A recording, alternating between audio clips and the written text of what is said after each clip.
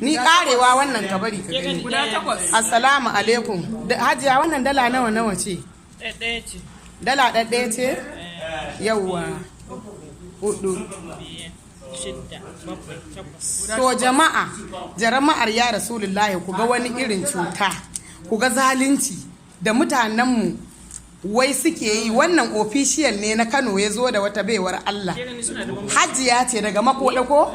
Ku zo ai ku ne kai ne dan Makoda zo daga Makoda zo rike kudin dalla ka bude a hannunka. Ba shi kudin yawa rike kudin a hannunki ke ce da kudin. To ga wannan bawan Allah shi ma dan Makoda ne.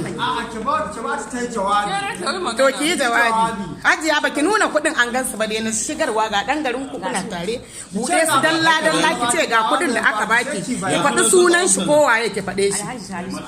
Alhaji Salisu ko gudan? San ta option ku?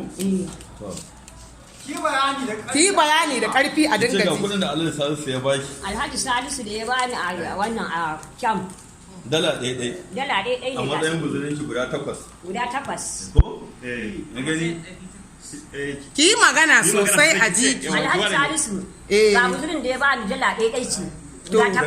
To sa lambobinta a gani. Daga Makoda kun gani. Sunan ta balki kawo na buɗe lambar naira a gani. To kun gani juya baka sa daidai ba. Kun ga wannan dala ɗaya ce ta Amerika. Mun zo nan muka zo muka samu a nan a gidan haƙori, za ta sa haƙori. Wa'yansu bayan Allah 'yan Sakwata suna fira da su. Suka ce tana taɗin an bata kuɗinta sai ta nuna musu. Da ta nuna musu sai suka ga a maimakon dala 100 da ake ba Alhaji guzuri, ita gashi ki dinga bayani da bakin ki su dinga ji gashi ita dala ɗaya aka bata kun gani ga kuma passport din ta wannan din kuma ni ban dauko ko biyar ba, kuma ita bata dauko ko biyar ba daga Najeriya kun gani ko Santa officer ne ba ta kuma tabko masu bayani. Santa officer ne ba ta zo gurin da za mu ne yan uwanta ne, ta zo lokacin da za ta sa hakori ta ciro kuɗi yanzu yaran ta ya bata shine yanzu ta zo muna cire kuɗin sai maga dala 1 ne maimakon dala 100 saboda haka Santa officer ne ya bata na Makoda.